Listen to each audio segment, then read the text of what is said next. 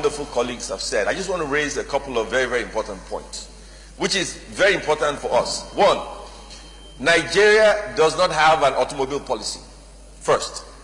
So in banning vehicles, you don't even have a policy to refer to.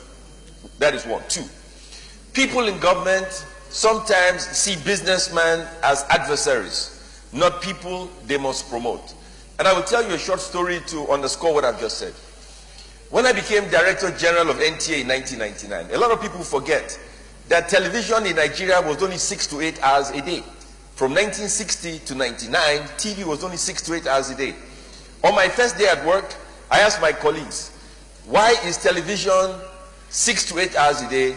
They said it was impossible for NTA to transmit 24-hour television. I told them that was an impossibility. Within 7 days, I gave Nigeria 24-hour television by choice, because that was what I wanted. Now, what is happening here is a lack of imagination, creativity by those who serve government. These people who make these laws, who want to shut down airports, are not qualified for the job they are paid to do. It's as simple as that. I think we are beaten around the bush.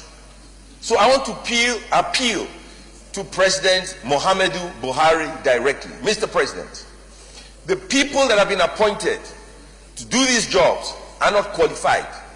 I want to ask you, Mr. President, to please relieve them or redeploy them to other parts of government so private sector people can be employed to do what they are supposed to do. This government is not here to impoverish Nigerians, put people on the unemployment line, create poverty in the land, see importers of cars as competitors to their jobs. These individuals, I repeat, are not qualified to hold these positions. You cannot shut down the airport. You cannot stop cars coming into the country. We must address the issue. Who is at fault?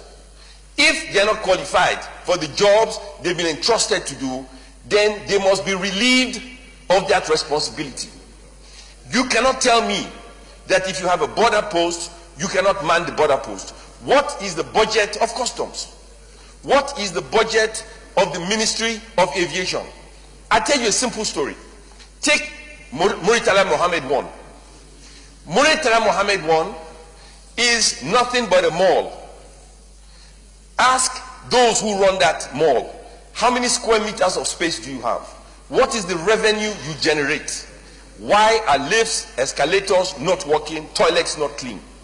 If we in the private sector can run our businesses with no money, have major indebtedness to the bank, and you are sitting there with revenue, unbelievable revenue, and you cannot run something as simple as a space, an air-conditioned space, that is all it is. Because the management of Muritala Mohammed do not pay customs, do not pay the police, do not pay for the services. The customs department pay for that service. The police pay for that service. They do not pay DSS or SSS. All they do is provide a service. Yet that place is an eyesore. We must privatize government. I have had the privilege of running a business, working for the executive, and now I make laws with my colleagues. The problem you have is a lot of the people in government are not qualified for the jobs they are doing. We must not beat around the bush. It is an atrocious policy.